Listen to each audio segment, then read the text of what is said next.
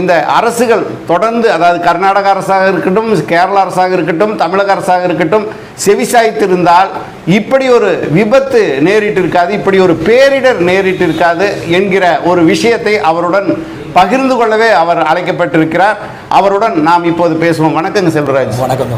நீங்கள் கிட்டத்தட்ட ஒரு 30 வருஷமாக நான் பார்த்த அளவுலேயே இந்த தண்ணீர் தொட்டிக்காக போராடிட்டு இருக்கீங்க. இன்னைக்கு தண்ணீர் தொட்டியில் கூடலூர் தப்பிச்சிருக்கு, மேப்பாடி, முண்டக்கை இந்த பகுதிக்கு பாதிக்கப்பட்டதுனால உலகமே திரும்பி பார்க்குது. இப்படியான சூழலில் இப்போ நீங்கள் அங்கே பார்த்த விஷயம், ஏற்கனவே நீங்கள் போராடின விஷயம், இதுகளுக்கெல்லாம் சம்பந்தம் இருக்கா? அந்த விஷயங்களை கொஞ்சம் பகிர்ந்துக்குங்களேன். ஒரு இக்கட்டான சூழல். அதாவது இப்போ இந்தியாவை பொறுத்த வரைக்கும் இன்றைக்கி பெரிய பரபரப்பாக பேசப்படுறது இந்த வயநாட்டு சம்பவம் தான். இது ஒன்று, இந்த வயநாடு அப்படிங்கிறது எங்களுக்கு ரொம்ப புதிதல்ல. அந்த பகுதியில் இன்றைக்கி யாரெல்லாம் தண்ணிக்குள்ளே போனாங்களோ அந்த மக்களுக்கும்